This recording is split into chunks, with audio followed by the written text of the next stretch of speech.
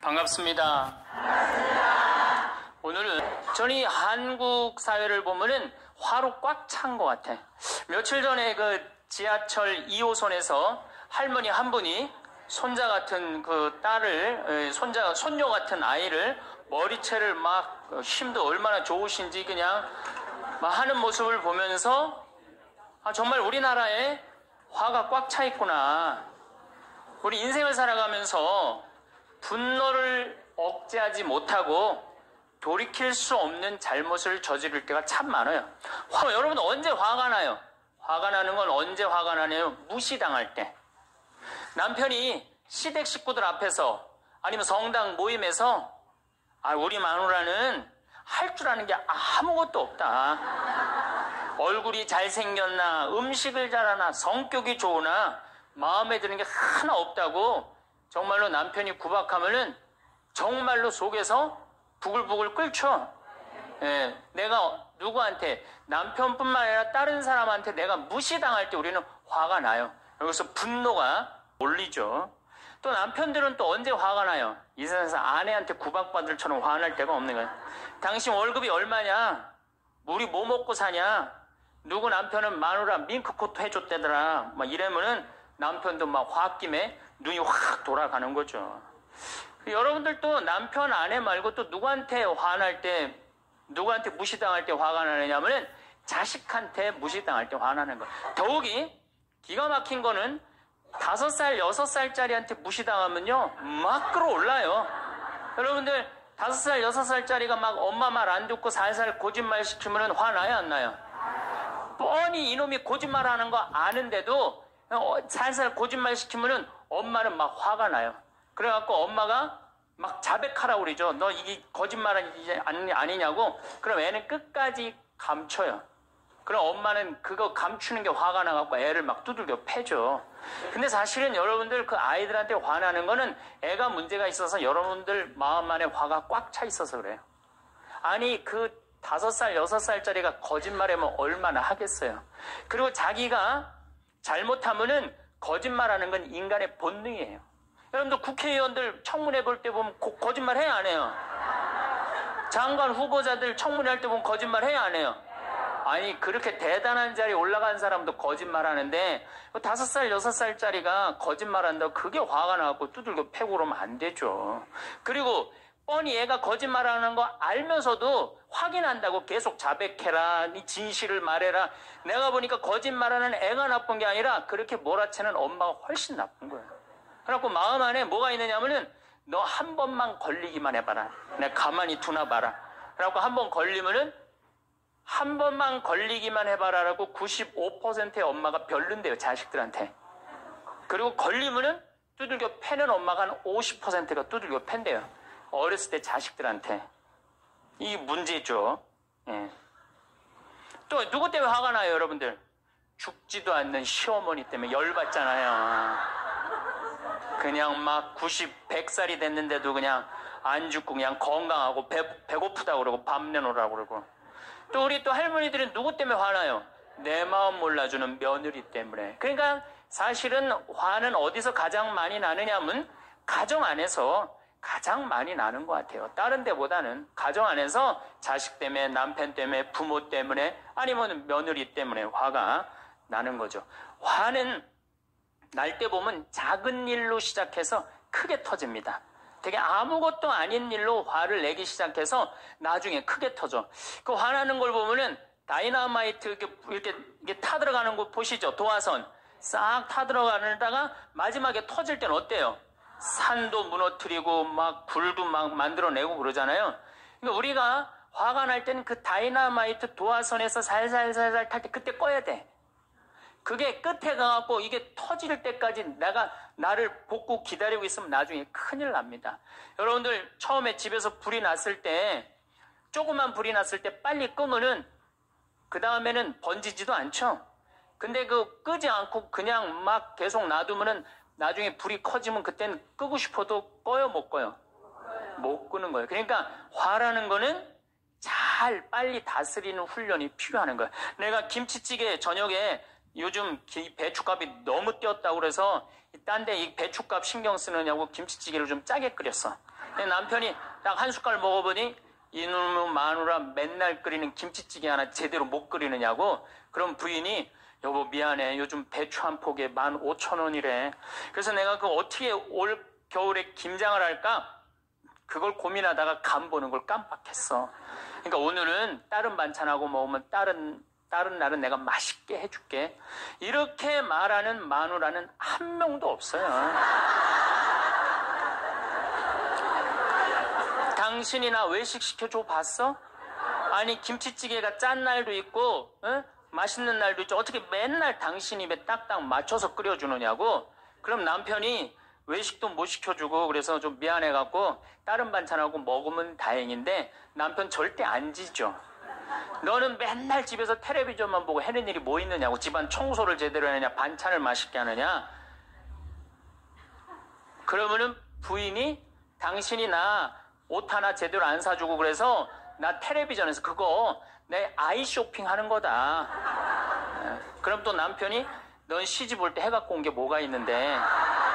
이러면은 점점 김치찌개로 시작해서 부부 능력 시집 올 때까지, 그리고 이제 나중에는 이렇게 사느니 너 죽고 나 죽자. 그래갖고 여러분들 뉴스 보도를 보면요, 자세히 보면요, 이런 뉴스가 굉장히 많이 나요. 아파트 15층에 느닷없이 14층에서 불이 나요.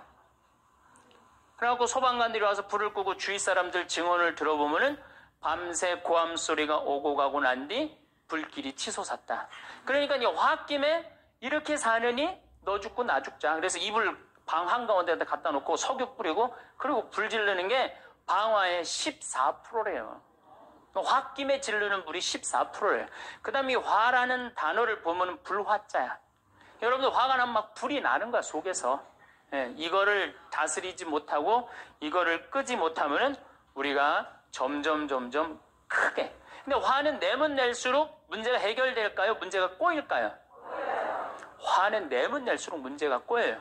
제가 공중전화 오래 한다고 그런 사건도 있었죠? 그냥 아무것도 아닌데 그냥 조금만 한 번만 내가 이 고개를 숙이면 되는데, 저도 강의 다니느냐고 멀리 강의 갈 때 시간은 다가오고 차는 막히고 그러면 제가 불법 유턴도 많이 하고 빨간불일 때 건너도 많이 가요. 정말로. 왜냐하면 나를 기다리는 분이 보통 500명, 1000명인 경우가 많잖아요. 서울 올 때가 제일 그럴 때가 많아요. 딱 걸리면은 저는 딱 문 내리고 로만 칼라 딱 보여주면서 제가 뭐라고 그러냐면 정말 미안하다. 내가 불법 유턴한 거 내가 신호 어긴 거 인정한다.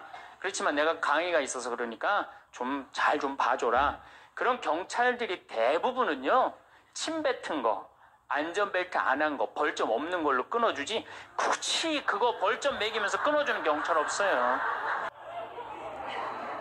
인생 살아가면서 고개를 한 번만 숙이면은 문제가 해결될 때가 너무 많아요. 근데 그 한 번을 숙이는 게 우리가 안 될 때가 참 많아요. 가끔 잘 하다가도 어느 날 안 숙여지는 날이 있죠. 그거를 숙이는 것을 훈련이 된 사람이 성숙한 사람이에요. 그 사람이 정말로 어디다 내놔도 그 사람 문제 없이 살 사람이에요. 화날 때마다 그냥 막 집어 던지고 막 그러는 사람 주위에 친구 하나도 없어지죠. 또 우리가 언제 화가 나요? 식구 가운데 자기만 손해보고 희생한다고 생각할 때 화나요? 안 나요? 오빠는 대학 보내고 나는 고등학교밖에 안 보냈어. 그럼 부모님한테 막 화가 나요? 안 나요? 나죠? 성당에서도 화날 때가 언제예요? 나는 성모에서 맨날 부엌에서 그냥 겉절이 김치 담그고 그냥 맨날 하는데 그냥 반찬 다 만들어갖고 내놓으면은 생전 성당에도 안 보이던 여자가 그냥 싹 여우같이 차려입고 와갖고 그거 딱 차려놓은 거 딱 들고 신부님 앞에 딱 가서 거기서 그냥 헤거리고 그거 주워 먹어본 거 보면은 이 식당에서 나는 그냥 완전히 그냥 식순이로 그냥 하다가 그냥 그거 보면 화 나요? 안 나요? 나죠?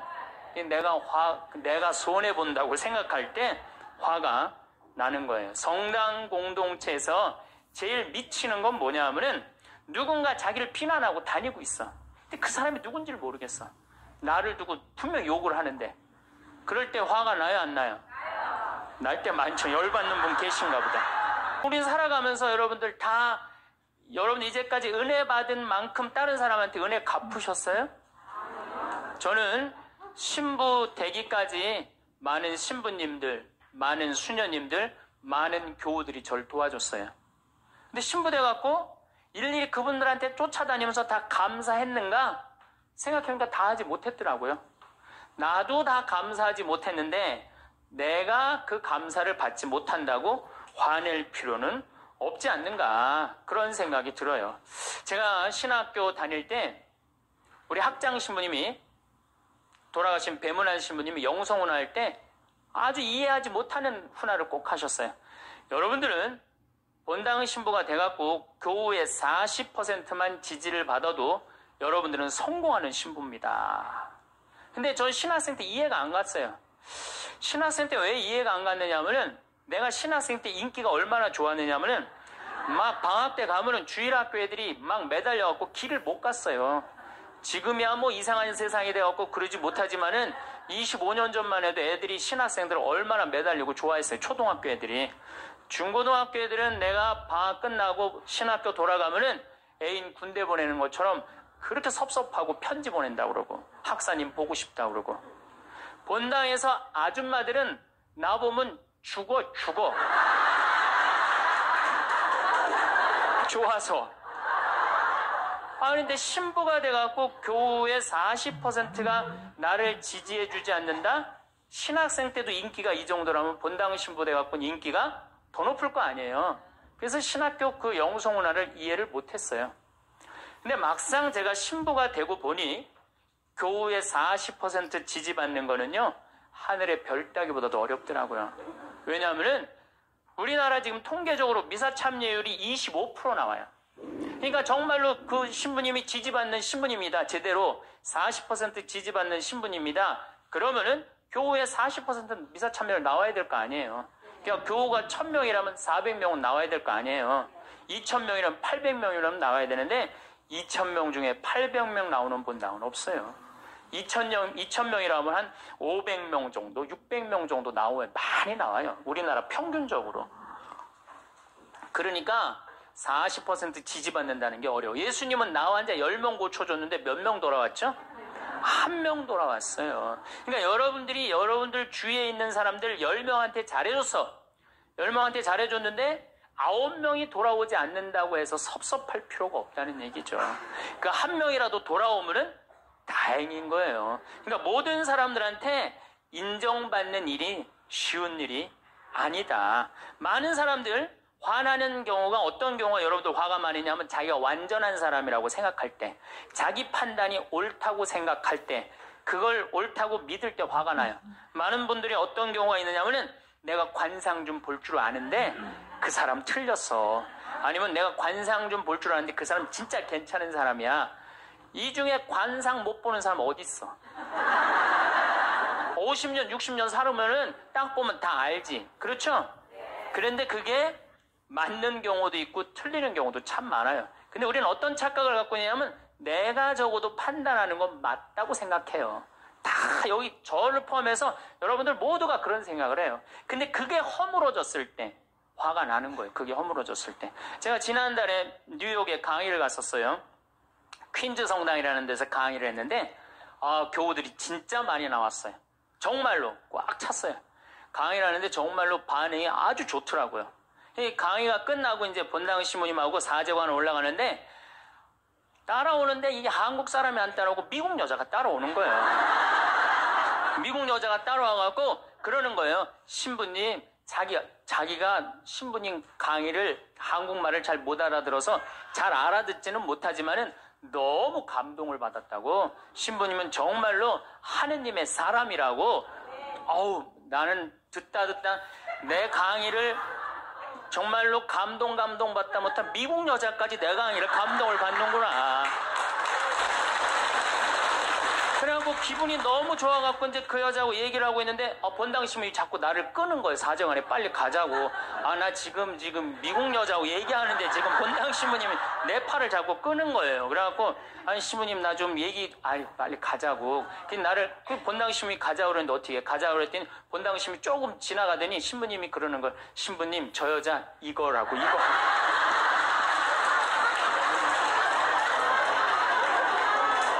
한국에서 강의만 오면은 강의 오는 신부님한테 쫓아다니면서 저런다고. 난 내가 강의 잘해갖고 그런 줄 알았더니 쫓아와갖고 그냥.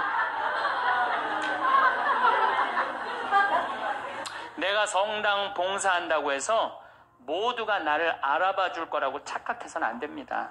성당에서 열심히 봉사하는 우리 형제 자매님들 가운데 요셉 형제 없으면 우리 성당 쓰러져. 마리아 자매님 없으면 우리 성모에 없어져. 우리 데레사 자매 없으면 성가대 없어져. 그 말 믿지 마세요. 없어져도 성당 잘 돌아가요. 성가대에서 데레사 자매 빠져도 오히려 더 잘 돼.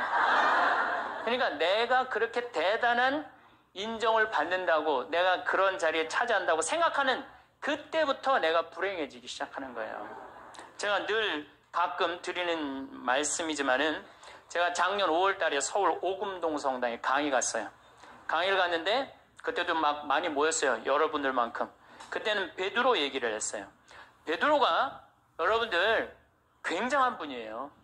만약에 예수님한테 베드로가 없었다면 예수님이 없을 정도로 베드로는 예수님한테 절대적인 존재였어요.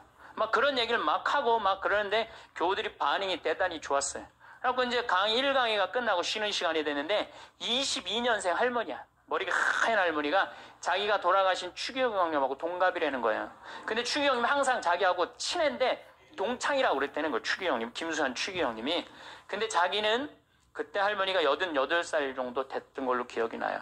88년 동안 살면서 이렇게 훌륭한 신부님 강의 처음 들었다는 거예요. 이야, 내가 정말로 인기가 많은가 보다. 그래갖고 할머니가 신부님 손을 한 번만 잡으면 죽어도 여한이 없다는 거예요. 이제 이 나이에. 그래서 할머니 감사합니다. 그리고 할머니 손을 잡았는데 이 할머니 하시는 말씀이 난 오늘 우리 차동엽 신부님 손을 잡아서 죽어도 여한이 없다는 거예요. 차동엽 신부님 손을 잡아서. 그래서 제가 그랬죠. 할머니 저는 차동엽 신부가 아닙니다. 저는 황창현 신부입니다. 그렇게 분명히 말씀을 드렸는데 이 할머니는 황창현이라는 사람을 알지도 못하는 거예요. 그리고 또 뭐 상담하고 싶다는 분들이 있어서 상담을 쭉 하고 있는데 저쪽에 있는 할머니가 안 가고 기다리고 계시더라고요. 사람들이 다 떠나는데 할머니가 또 오셨어요. 이 유명한 신부님 손 한번 우리 차동엽 신부님 손 한번 더 잡아보자고.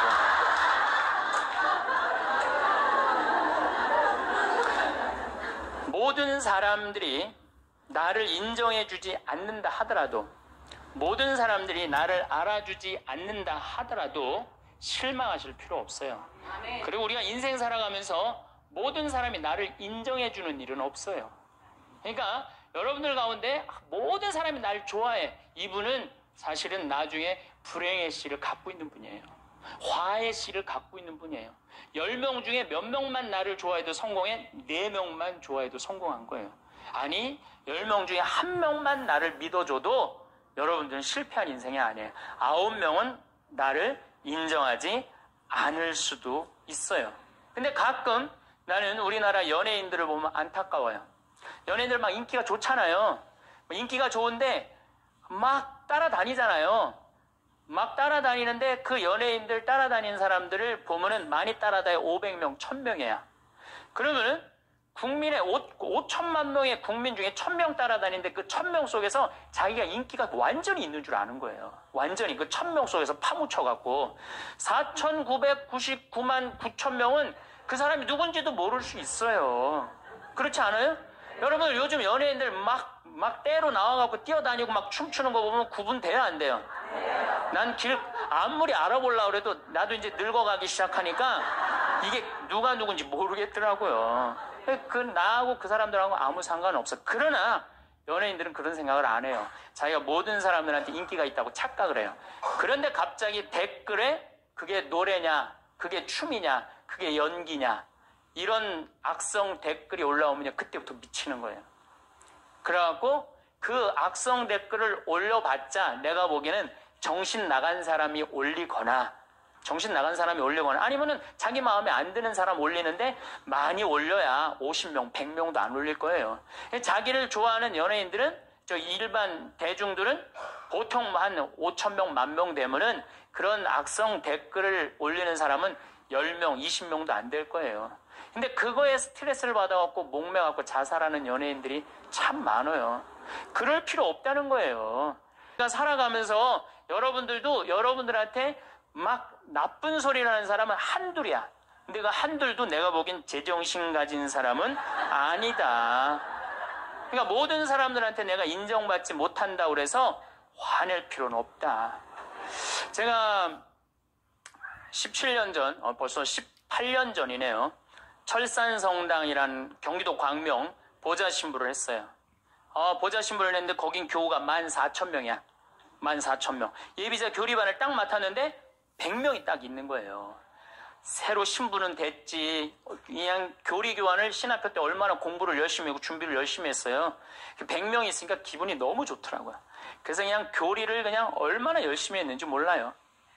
근데 한 달이 지났는데 늘어나도 전찬을 판국에 아니 이게 줄어들기 시작하는 거예요. 90명으로 줄어드는 거예요. 2달이 지났는데 80명으로 줄어드는 거예요. 3달이 지났는데 진짜 딱 반토막이 나더라고. 50명으로. 그랬더니 봉사자들이 맥주하고 안주를 사갖고 와서 나를 위로해 주는 거야. 신부님 실망하지 말아라. 원래 교리반이 이렇게 어중이 떠중이 다 떠나고 이렇게 오리지널만 3개월 지나면 딱 남는다. 그리고 실망하지 말으셔야 되는 이유가 수녀님 반은 더 떨어졌다. 그러니까 실망하지 말아라. 그때 제가 뭐라 그랬냐면 여러분들은 요한복음 6장도 읽어보지 않았느냐. 요한복음 6장에 무슨 얘기가 나오는 예수님이 5,000명 먹인 기적 얘기가 나와요. 근데 요한복음 4장에 보면 예수님이 죽어가는 고간의 아들을 살려요.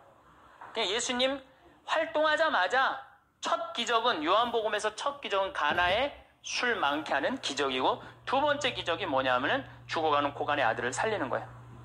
그 죽어가는 고간의 아들을 여러분들 본당 신부가 새로 발령받아 와서 내 아들이 암으로 막 죽어가. 근데 신부님이 가정방문 와갖고 내가 안수기도 한번 해볼게. 그래갖고 안수기도를 해줬는데 암으로 막 죽어가려고 그러는 아들이 살아났어. 그럼 그 신부님 인기가 본당에서 어떨 것 같아요? 성당 안 나오던 교우들도 그 신부님 구경하러 다 나올 거 미사 참네. 예수님 엄청나게 따라다녔어요. 그런데 요한복음 5장에 보면 예수님이 38년 동안 벳자다 연못에서 누워있던 사람을 지나가다가 측은한 마음이 들어서 일으켜 세워요. 근데 신부님 우리 시어머니는 중풍으로 38년 동안 누워있었다고? 그럼 내가 또 한번 안수기도 해볼게. 가서 안수기도 했는데 시어머니가 38년 만에 일어났어. 그럼 본당 신부님 인기는 하늘을 찌르는 게 아니라 하늘을 뚫고 올라갈 거예요. 그 정도로 예수님 인기가 그렇게 좋았어요. 그래갖고 이 사람들이 예루살렘에서 예수님이 그런 기적을 하셨는데 예수님을 갈릴리아 호수까지 몇 명이 따라가느냐 하면 5,000명이 따라갑니다. 자기네들 스스로 제자라고 그러면서 5,000명이 따라가요. 5,000명이 따라가는데 보니까 3일 동안 이 사람이 밥을 못 먹어. 그러니까 예수님이 빵 5개, 물고기 2마리로 5,000명을 먹여요. 그러니까 당시 유대인들이 뭐라 그러냐면 우리가 드디어 기다리던 왕이 왔다. 왕으로 억지로라도 모시자. 그래요. 그러니까 예수님이 딱 사라졌다가 저녁에 딱 나타나는데 갈릴레아 호수에 나타나는데 성서에 25에서 30 스타디온 정도 배가 떨어져 있었다고 그랬어요. 그럼 완 스타디온은 얼마냐? 한 200m 정도를 완 스타디온, 한 스타디온이라고. 여러분들 스타디온이 어디서 온 말이에요? 스타디움 한 바퀴를 돌고 있습니다. 그러잖아요. 그 스타디움이 성서에서 나오는 스타디온에서 나온 얘기예요. 그러니까 한 스타디온은 한 200m 정도 되는 거예요. 그걸 30 스타디온을 걸었다면은 얼마를. 그런데 다른 종교인들이 우린 예수님 살 먹어, 예수님 피 마셔 그러면은 어떻게 생각할 것 같아요? 식인종 아니면 드라큘라 둘 중에 하나예요. 예수님 피 먹는 거면. 그러니까 당시의 유대인들이 뭐라고 그러냐면 이 말씀은 듣기가 너무 거북하다. 누가 듣고 있을 수 있겠는가? 그러니까 그러면서 떠나요. 그러니까 예수님이 당신의 말씀을 두고 투덜거리는 것을 속으로 아시고 그들에게 이르셨다. 이 말이 너희 귀에 거슬리느냐. 그리고 성서에 이렇게 우리에게 말합니다. 이 일이 일어난 뒤로 제자들 가운데 많은 사람이 되돌아가고 더 이상 예수님과 함께 다니지 않았다. 다 떠나간 거예요. 말을 알아듣기 너무 어렵다고. 그러니까 이제 예수님이 이제 딱 12명 딱 남아있는 거, 어떤 무식한 어부 12이 눈을 동그랗게 뜨고 예수님을 쳐다보는 거예요. 예수님이 이때 뭐라고 그러냐면은 너희도 떠나고 싶으냐. 그러니까 이 12마저 떠나면 예수님 완전히 낙동강 오리알 되는 거예요. 이때 대단한 인물이 하나 나옵니다. 누구냐? 베드로예요. 다 떠났음에도 불구하고 의를 지킨 분이 베드로예요. 당신은 영원한 생명을 주시는 말씀을 가지고 있는데 우리가 어디를 갑니까? 그리고 예수님은 이 12하고만 다니세요. 그리고 요한복음 6장 다음에 7장에는 뭐라고 써 있느냐면은 이들이 예수님을 죽이려 함으로 예수님은 더 이상 공식적으로 돌아다니지 않고 몰래 숨어서 갈릴레아만 다니셨다고 그래요. 그러니까 이 12하고만 그냥 돌아다닌 거 죽이려고 그러니까 피해서. 그러니까 예수님 그렇게 죽어가는 고간 아들 살리고 38년 동안 배짜다 연못에 누워있던 사람 살리고 5,000명 먹이고 생 난리를 쳐갖고 막 5,000명이 따라다니다가 결국은 몇 명 건졌느냐? 12명 건진 거예요. 여러분들 5,000명 중에 12명 건진 예수님이 나요? 100명 중에 50명 건진 제가 나요? 누가 나요? 내가 낫지 않아요? 아니 내가 예수님보다 나은데 뭐 예비 교우 50명 떨어졌다고 실망할 게 뭐 있어. 나는 가끔 한심한 레지오 단장들이 있어요. 신부님 우리 단원이 10명인데 오늘 2명밖에 안 나왔습니다. 그래서 둘이서 울면서 개응을 했습니다. 우리 레지오 해체해야 될까 봅니다. 이렇게 오는 단장이 있는데 한심한 단장이죠.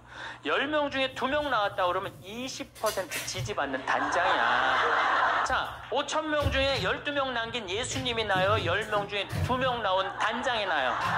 누가 나? 단장이 훨씬 나은 거예요. 또 요즘 우리나라 구역 반모임 활성화를 위해서 굉장히 많이 노력하죠. 근데 많은 경우 반장님들, 구역장님들이 실망해요. 우리 구역이 10세대인데 3세대밖에 안 나온다. 4세대밖에 안 나온다. 이렇게 실망하는 분들이 굉장히 많아요. 그러면은 10세대 중에 3세대나 4세대 나오면은 이건 본당 신부보다 난 사람이에요. 예수님보다 뭐 더 난 사람이고 실망할 필요가 뭐가 있어. 예수님 뭐라 그러냐면 너희 중에 단 두세 사람만 모여도 내가 그곳에 함께 있겠다. 그러면 됐지 뭐 이렇게 욕심이 많아요. 그러니까 여러분들 모든 사람들한테 인정받는 건 쉬운 일이 아니고 인정받으려고 할 때 우리 인생이 피곤해지고 화가 난다 이거예요. 제가 2년 전에 평화방송에 강의를 한 2달 정도 했어요. 많이 한 것도 아니에요. 2달. 그런데 정말로 인기가 대단하더라고. 막 전화가 얼마나 오는지. 특히 천주교 교우들은 의외로 전화를 안 하더라고. 개신교 성도들이 얼마나 전화를 많이 하는지 몰라요. 신부님 너무너무 설교 좋다고. 예. 천주교 교우들은 왜 전화하느냐 하면은 천주교 교우들은 원래 입이 무겁잖아요.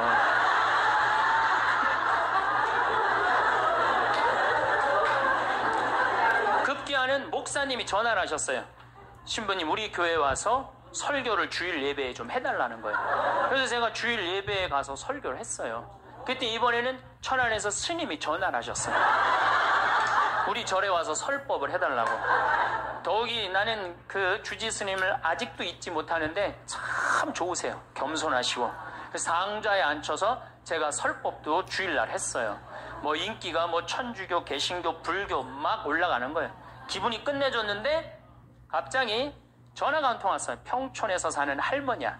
근데 이 할머니가 전화를 우리 직원한테 황창현 신부를 바꾸라고 전화가 온 거야. 근데 문제는 황창현 신부님을 바꾸라는 건 좋은 말 하려고 전화한 거예요. 황창현 신부를 바꾸라는 건 따지려고 전화한 거야. 전화를 딱 받았더니 당신은 정의구현 사제단이냐 딱 그렇게 물어보는 거예요.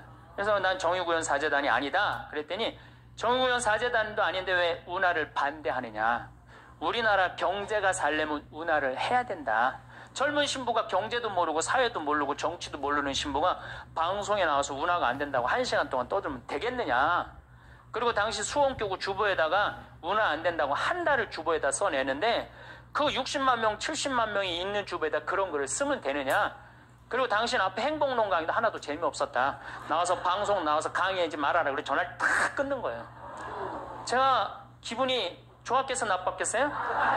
기분은 나빴지만 그 할머니 때문에 화를 주체하지 못해서 내가 목을 매갖고 자살을 해야 되겠다 이 생각은 안 했어요. 생각이 다 틀린 거예요. 생각이 틀리고 상황이 다 틀린 거예요. 내 강의를 듣는 사람이 10,000명이라면 10,000명 중에 5,000명은 나하고 생각이 같을 수 있어요. 근데 5,000명은 나하고 틀릴 수 있어요. 5,000명이 틀리다고 그 5,000명 때문에 화낼 필요는 없다. 아, 나하고 틀릴 수도 있구나. 이렇게 생각하면 마음이 편안하거든요. 근데 그런 것 때문에 뭐 화를 내고 열낼 일이 뭐가 있어요. 또 한 번은 내가 노인에 대한 강의를 했어요. 우리 이제 안 죽는다. 우리 이제 100살까지 산다. 110살까지 산다. 그러니까 자식들한테 재산 물려주지 말고 다 여러분 위해 쓰다가 죽어라. 그리고 통장에 얼마만 남기면 되냐? 500만 원만 남겨라. 500만 원만. 그렇게 마음껏 쓰다가 죽을 때는 돌아다니다 지치면은 그냥 죽을 땐 꼴까닥 죽어라. 네, 이렇게 강의를 했더니 아, 정말로 할머니들이 이번에는 전화를 무지하게 하는 거예요. 너무너무 내 노년을 확실히 알려줘서 고맙다고. 이번엔 순천에 있는 할아버지가 전화를 하셔서 신부님, 저는 70 먹은 노인인데 침례교회를 다닙니다. 근데 신부님 강론을 듣고 가슴이 뻥 뚫렸다는 거예요. 아, 내가 남은 인생 30년이나 남았는데 어떻게 살아야 되는지 너무너무 잘 들었다고. 근데 신부님이 다음 주에 이제 돈 다 쓰다가 꼴까닥 죽는 방법을 알려준다고 그랬는데 그 주간에 당신이 어딜 가갖고 못 들었대, 내 강의를. 그래갖고 꼴까닥 죽는 방법을 알려달라고 전화를 했더라. 이야, 정말로 순천의 할아버지도 나한테 전화를 기분이 너무너무 좋더라고요. 근데 하느님은 참 짓궂게도 그 전화 끊자마자 이번에는 저 부산에서 전화가 왔어요. 황창현 신부를 바꾸라고. 전화를 딱 받았더니 당신이 황창현 신부냐고. 내가 황창현 신부라. 당신 요즘 왜 그런 강의를 방송에서 나와서 해서 집안을 평지 풍파를 일으키느냐. 그러니까 내 강의를 듣고 시어머니일 거예요. 시어머니가 내 강의를 듣고 며느리를 불러서 한 소리 한 거지. 나 안 죽는데더라. 너 나 위에서 쓰다가 나 통장에 500만 원만 남길 테니까 나한테 유산 받을 생각 꿈도 꾸지 말아라. 그렇게 이제 얘기를 한 거야. 그러니까 그냥 열받으니까 나한테 전화를 한 거죠. 그런 강의 하지 말라고. 그리고 그 자매는 한마디 더 하더라고요. 당신 강의하는 거 재수 없다고 그러더라고요.